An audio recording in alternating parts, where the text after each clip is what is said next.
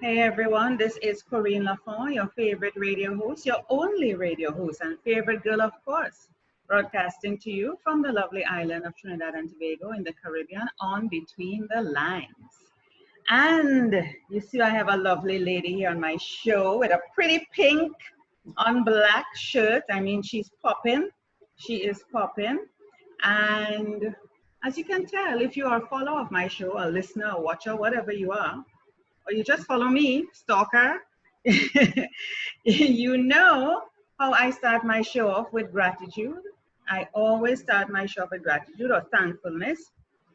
And I just want to say thank you to the universe, source, God, whatever you wish to call him or her or it, that has us going each day, waking up to another day, because we don't wake up on our own, can I tell you, just in case you didn't know this, you don't wake up on your own, okay? You may think it's you, but it's not you, all right? Every breath you take is not your own. You don't even know how you have that breath going in and out of you, all right? Don't follow the scientist and your biology teacher. That's what they learn in the books, but that's not how it works, all right? So I want to say I'm so thankful to be here another day and to be able to impact lives one at a time with my show Between the Lines. Yeah, even if it's just one life, that one life will be able to impact another and another and another, and I'm thankful for that. I'm also thankful to have beautiful people on my show. If you will watch my show, you will see so many beautiful people on my show. Not that all of us are beautiful, but hey, like attracts like, and so beautiful people on my show. So if you know you're beautiful, you need to be on my show, okay? That's what I'm saying. Right. So today we are talking about what's stopping you. It's not a great topic. What's stopping you? We are closing off. Can you imagine? 2020 people, or some people will say 2020. You know, we are closing off 2020. Imagine that we just started. And it was like a sound on our lips and to our ears, 2020. It sounds nicer. Now we'll be saying 2021. Yeah? And what are we going to be doing between now and the end of the year and to really bring in 2021? And I have this lady here that you're seeing on the screen. Her name is Tish Davis. I don't know if Tish is short for something else. We would learn in a little bit. But let me tell you a bit about her and what didn't stop her.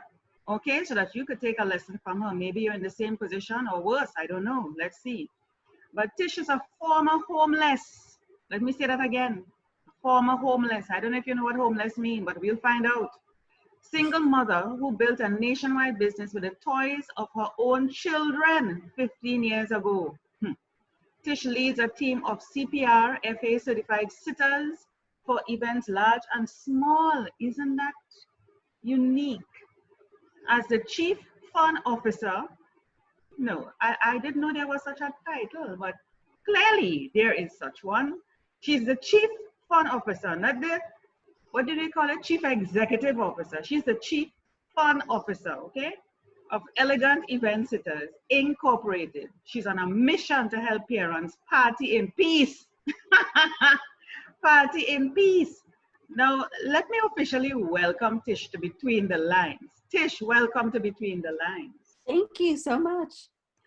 Tish, what do you mean party in peace? Party is not supposed to be in peace. Party is supposed to be loud. Party. Yes, you're talking to a Trinidadian here. And when I understand. yeah, when you're talking to a Caribbean person, especially Trinidadians, party is equivalent to noise, fun, laughter, frolic, you know, Yeah. get on, you know. So what do you mean party in peace? I mean, not that the party needs to be peaceful, because I Oh, don't think that's not what I'm saying. I just wanted to get that. I just, yeah. Okay. No, a party should always still be a party, Okay. Mhm. but without the kids. So by party in peace, what that means Oh, is that the adults can have a party without having to leave to go check on the kids or have the kids, where's the party at? Where's the party at, Tish? Where's the party at? Where's the party at? We're ready. Yeah, so it's just to make it so that adults can have adult time without any kids. Yeah, yeah.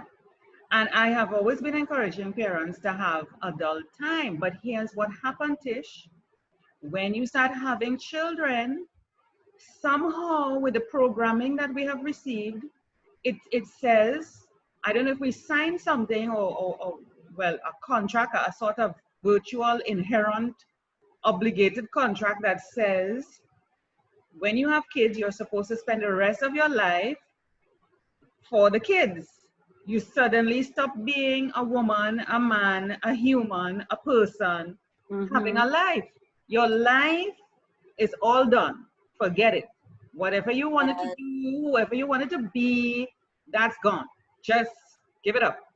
So it's all about the kids. So if we go out or we want to go out with our spouse or the guy in our life or the woman in our life, it's like, oh my God, you're watching the clock, the watch, the time, you're nervous, you can't eat a meal, you're saying, oh my gosh, I need to take some home for Tish. Tish is waiting home. You know, she's expecting something from us, a little doggy bag. You know, your mind is on the kids. Help Yes. us, Tish. Help us. Yes. I don't I don't know if that's ever really over, but yes, it is true.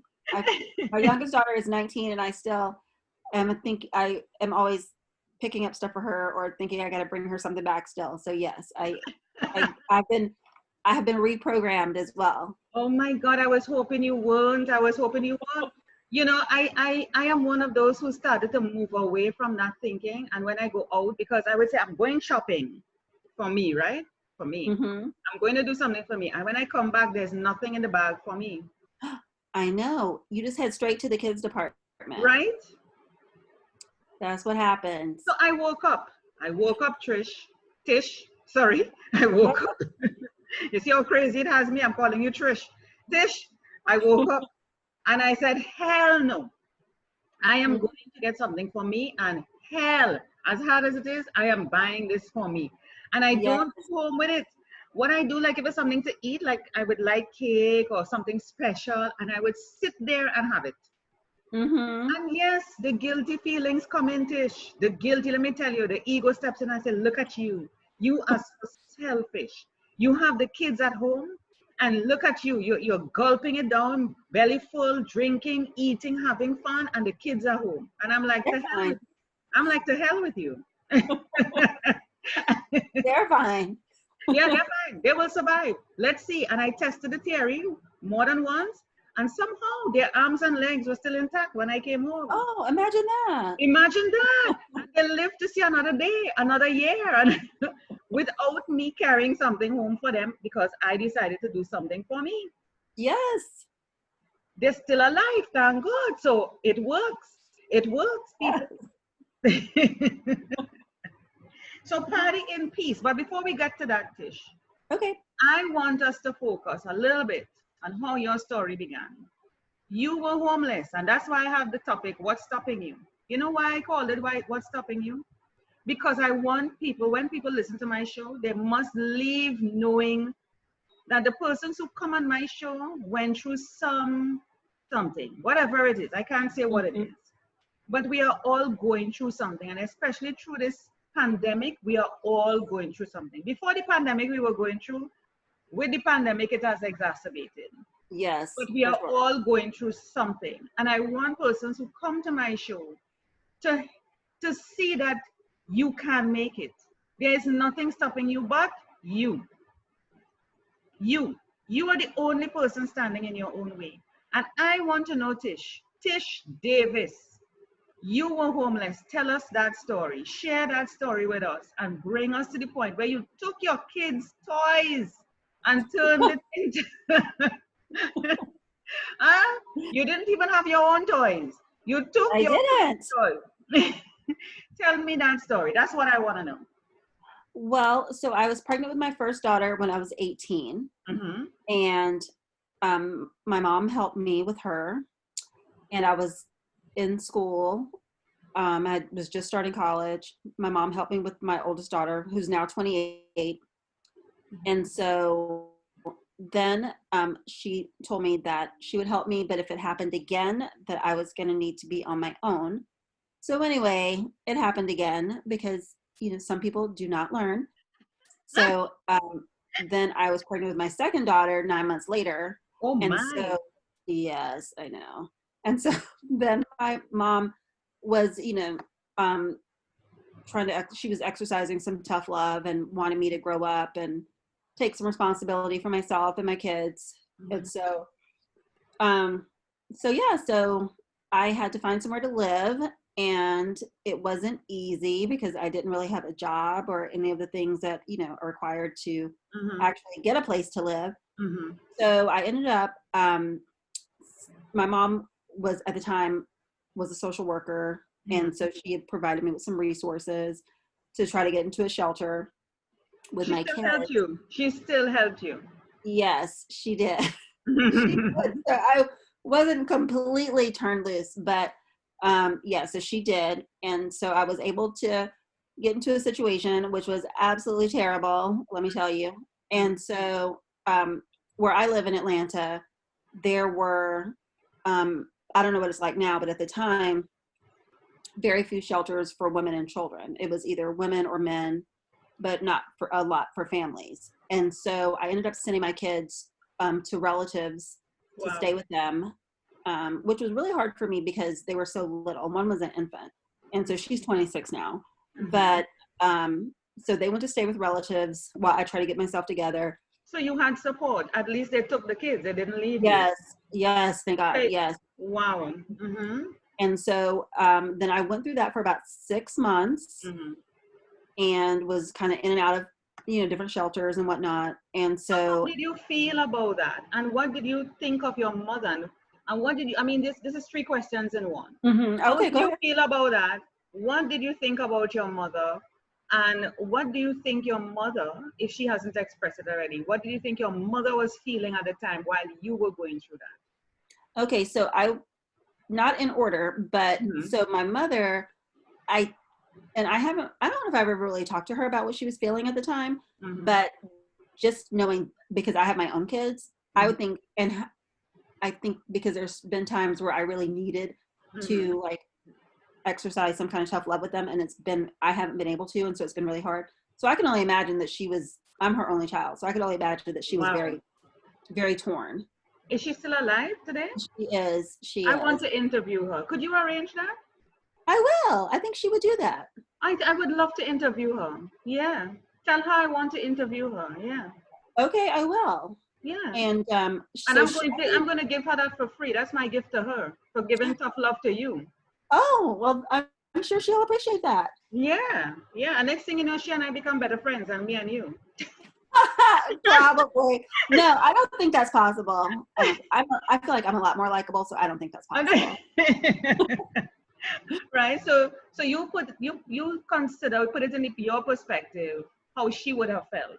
So So I how feel did like she was, you feel? How did you feel? how did I feel? I was upset with her, but Mm-hmm. I was not, but didn't, I wasn't hating her, if that Mm-hmm. makes any sense. Mm-hmm. Like I was upset with her because I was just kind of like, I can't believe you would do this to me. I'm your only Mm-hmm. child. But at the same time, I was also feeling like, because she was still assisting me, like you said, like she helped me Mm-hmm. find a place to get Yeah. into Yeah. and things like that. And then she would also pick me up like on the weekends to take me shopping or to Oh, entertain. she really helped you. She didn't kick you out to the curb. And No, no, you had family support, you yes, took the kids. Because yeah. she did say to you, Tish, if you make this happen again, once a mistake, okay, good. But you did it again 9 months later. I want you to tell me what the hell was going through your Um, just being reckless, I'm pretty sure. It was a long time head. ago, but I'm pretty sure it was that. And Word. My word. And the reason why I ask is not to make you feel guilty or anything. It's all about lessons. What is the lesson you took from yes, that? What is the lesson you took from that? Because we don't want to encourage young people to feel, oh, well, your mother is still going to help you. Oh, well, you will have relatives who will take the kids. They may not. mhm, And you may not have any sort of help. And don't that think is that recklessness true. is going to bring that for you. So I want you to share the lesson now that you're older and you have two kids. I mean, they're still alive. I guess they're doing well. But Yes, and what is the there's three of lesson them now, but yes. right? But what is the lesson you took from that? And would you want your kids to do that to you if they were at 18 and 18 years? Oh no, no, no, definitely not. No, I've had that discussion discussion with them many times. So no. Yeah. And So so, what's the lesson you took? so for me, I honestly felt like, looking back on it, Mm-hmm. I wish that I would have listened to my mother, been more responsible. You know, I've obviously went through a lot of things that I didn't have to go through, that all started because of decisions that I made. And Right. so, but with anything, you know, there's choices. And so, you know, there's good choices and bad choices. And so at the time, I really wasn't thinking that way. I was just, you know, having fun and being reckless and not being responsible. And my mom was taking care of me, and then she was taking Mm-hmm. care of me and my first daughter Yeah. and things like that.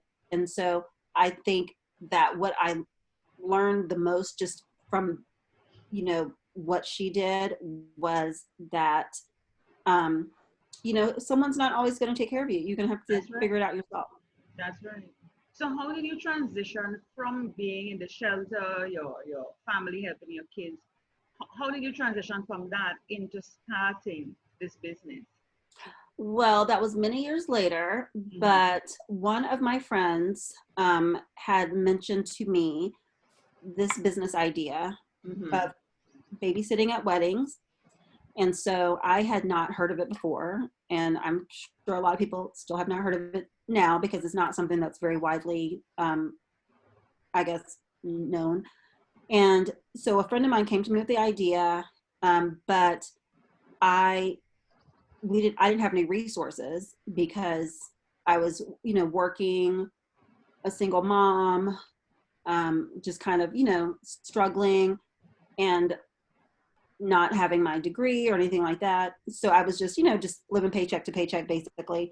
And so a friend of mine, came to me to start this business with her. And so she was able to put the money up, like for our initial, like, to get incorporated and all that kind of stuff. So she was able to do that because I didn't have any money to contribute to that. So what I had was, I had children with toys. And so we decided to use our own kids' toys, because we already had them. And so Mm-hmm. that was something we didn't have to buy.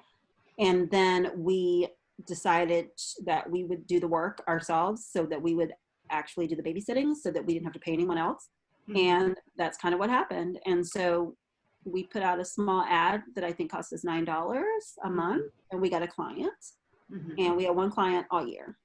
And so that was our first wedding, and that's what happened. Wow. Wow. And that has been sustaining you and been your business from ever since. How long have you been in this business? 16 years. So that was in Wow. 2004. And then I still worked my full-time job Mm-hmm. until 2009. Mm-hmm. And so I really wasn't quite ready to leave my full-time job, meaning I didn't have enough in my business money to Right. replace my salary. Right. But I really felt that if I could dedicate more time to my business, Mm-hmm. then I could get more business. That's But you know how that is. It's sounds good until you do it, and then until I do it. it's not as easy as you thought it was going to be. Yeah. No, it's not. No, it's not. Your dreams are never that easy when you decide you're going for it full force. It's never, Hmm. never. But then the rewards, you know, the rewards are there and it helps you to grow. There are a lot of growing pains, just like all your physical growing pains. With a business, you have your growing pains, emotional, mental, spiritual, all sorts of things. Wow. So how old you say your kids are now? One is 28 and one is? 26 and one's 19. Ooh, is three girls or boys in there? No, all girls. Oh Drama. my. Oh, the Lord knows what He's doing. Can I tell you? He knows what He's doing. Don't doubt it. Don't doubt it. Oh my word. So you did this all on your own as a single mother? Yes. And so, I grew my business with the help of my friend, Sabrina. Mm-hmm. And so we, were in business together until 2008. And then in 2008, she decided to pursue something different Mm-hmm. and left it to me. And then I was able to grow it into what it is now. Yeah. Um, well, let me rephrase that. What it was prior to COVID. And so it's just on a little break right now. Yes, yes. So what is your vision for it? What is happening to it now and where do you want to see it going?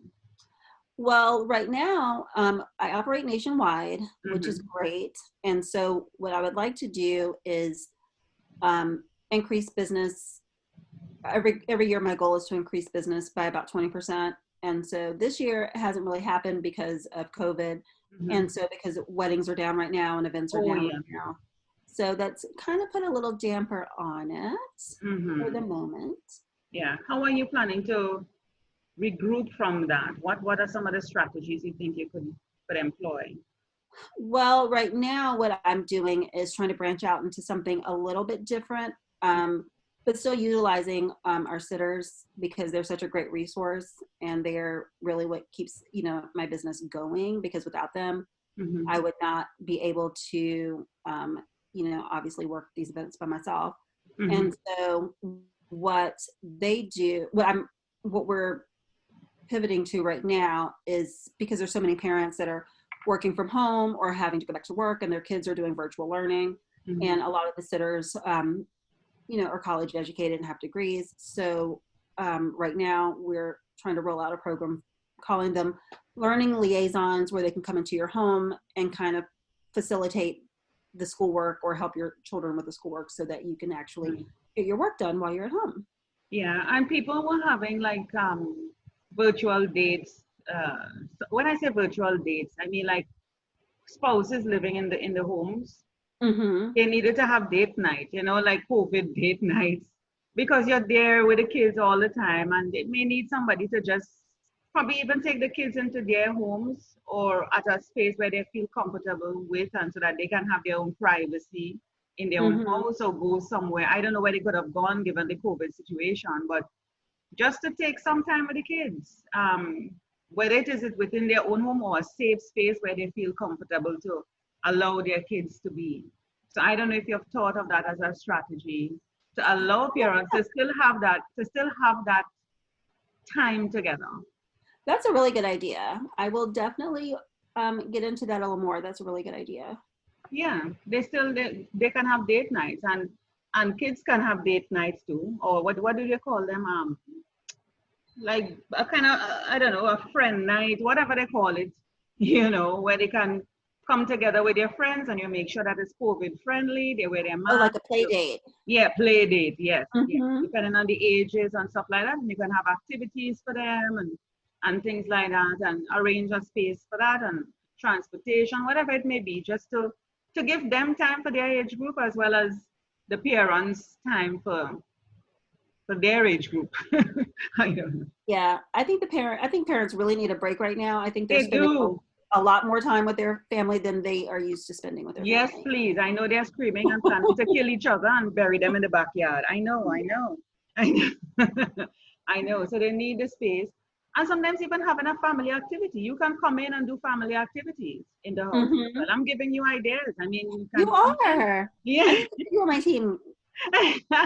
You can come in and do activities so that it can have family fun day, a family fun day, and they can invite other family members if they feel so desired. And you can arrange for activities where the kids do things, the parents do things, the father do things with the boys, the mother do things with the girls, have a little competition. You wouldn't believe the amount of things that can come from that you can learn about your own kids, see skills and potential Mm-hmm. and also leadership coming out from all of that. Yeah, even have I'm even visualizing a tent night, like a overnight with camping bags outside in the yard. If they have, Oh yeah, yes. yeah, they can have that kind of thing and have ghost stories talking about instead of sleeping in the house, they can sleep out and learn what Mm-hmm. it is to Like a sleep camp out out. in the, yeah, just pitch some tents.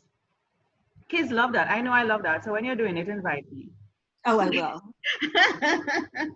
But I'm on your website, as you can see. I noticed that Adobe is not working on here now. I don't Uh, know why. yes, that was some animation that that needs to. I'm gonna have to have taken off because no one has Flash anymore. So yes. Yeah, well, okay. So, so this is your site, Elegant Event Sitters Incorporated. So tell me, what would you like to be featured or what you want me to show on your website? I see there's a parent space. Is this where they can log in?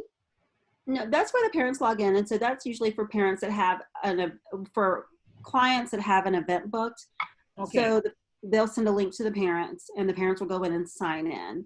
Mm-hmm. And then, so on the pricing, which Mm-hmm. is that one, that's kind of like where our map opens up to show you where we're located and Mm-hmm. where, here it is. And so people can click on that, on those for pricing for their Oh, state. so they can click on a state. Mm-hmm. So let's try Nevada. Yay! Nice.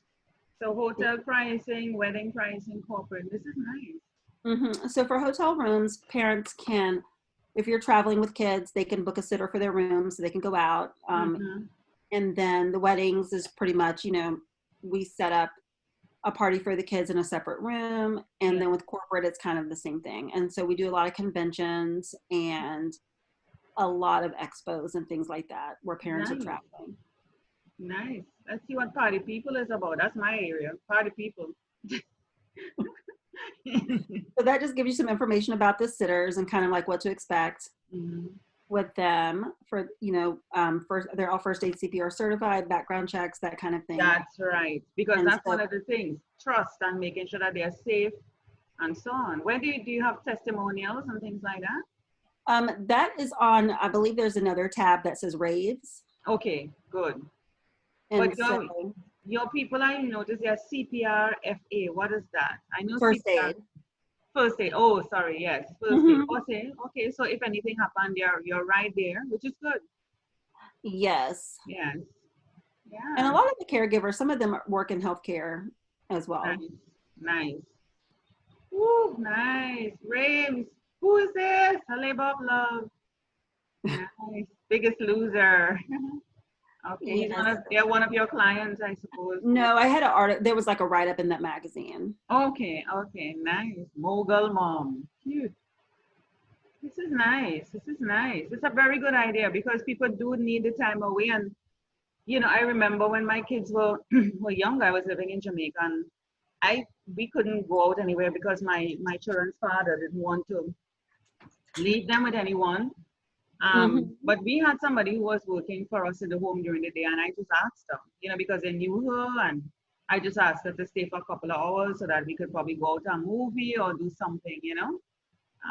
And I waited for a while until my eldest, because it's two boys I have, he's 8 years difference. So he's, of course, much older, so he was able to stay with his younger brother after a while. Hmm. Yeah. But, there are different ways of working it around, and it's good to offer this type of service It's to, really to hard to find person. people that you trust to stay with your kids for sure. Yeah, yeah, yeah. Once you could build that sort of trusting relationship, I mean, your business could extend into a lot of other things, because it's sitting, it's babysitting, it's child sitting, it's taking care of the kids. Even if like what just flashed into my mind again, things happen to family and especially with this COVID thing, somebody gets ill, they have to go to hospital and older folk. And Mhm. the parents have to spend more time in the hospice or the hospital or whatever it may be. And they really don't want to be thinking the kids, plus the older folks, plus myself. They want to be at peace. And just like you said, party in peace, but peace is something that is not only for parties when you want to leave your kids, peace should transcend everything in your life. That you want to know if you have to go somewhere, that your mind isn't in two, three, four different places at the same time.